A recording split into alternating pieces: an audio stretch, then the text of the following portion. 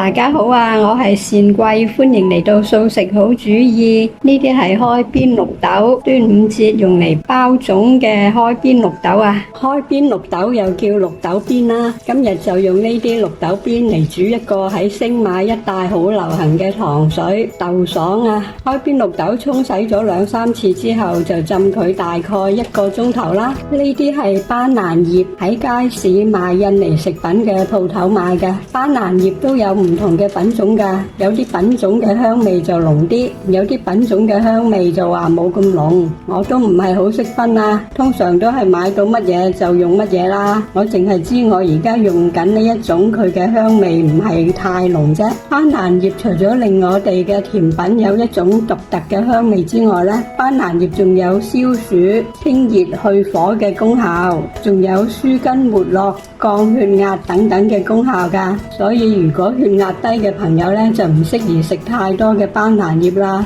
因為可能會令到血壓更加低，令個人唔舒服噶。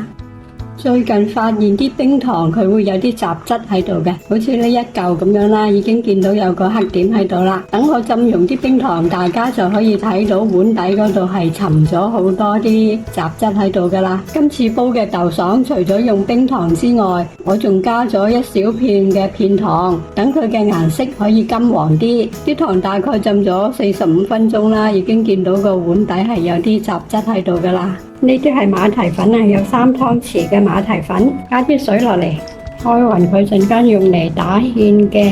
因為馬蹄粉嗰啲粒粒都幾粗嘅，我哋攪溶晒啲馬蹄粉之後咧，可以將佢再過濾一下啦。過濾過嘅馬蹄粉就會係幼滑啲啦。綠豆浸咗1個鐘頭之後，將佢擎乾水，加大約2茶匙嘅糖，用細火炒勻勻佢，大概炒4至5分鐘啦。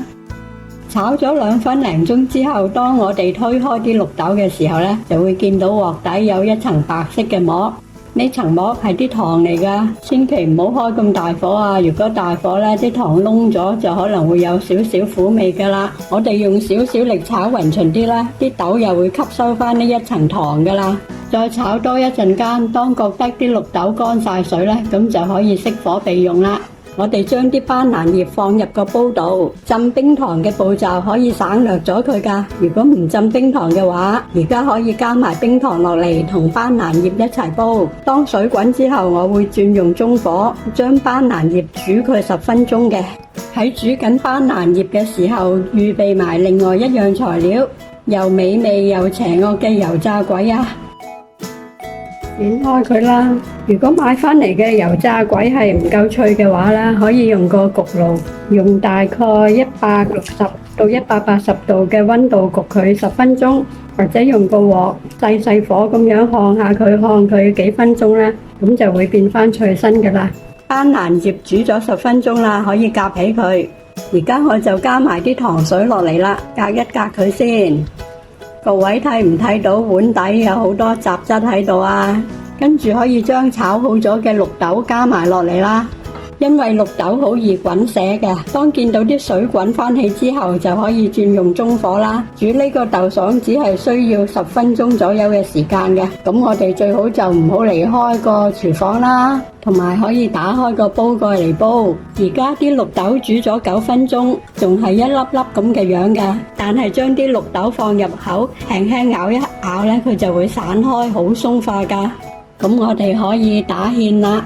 記得將啲馬蹄粉攪翻勻勻佢先啦。打芡嘅目的咧係想啲綠豆分佈得均勻啲，我哋每一羹都可以滗到綠豆嚟食。如果唔打芡嘅話啦，綠豆就會沉晒底，同埋打咗芡之後食起上嚟嘅口感係會滑好多噶。打芡唔好打得太結啦，如果太結嘅話，一陣間啲油炸鬼索唔到啲糖水，又唔係咁好啦。我而家用咗大概1/3嘅馬蹄粉啦。今日呢個喺新加坡好出名嘅糖水豆爽煲好咗啦。喺煮咗9分鐘嘅時候，啲綠豆都仲係一粒粒嘅。打完個芡之後，已經開始起沙啦。各位喺打芡嘅時候就盡量快手啲啦，等啲綠豆可以保持翻一粒粒嘅狀態，咁就可以比較接近原來豆爽嘅風味啦。希望各位都喜歡今日嘅糖水班蘭豆爽啦！我繼續享受我嘅下午茶啦，下次再見，拜拜。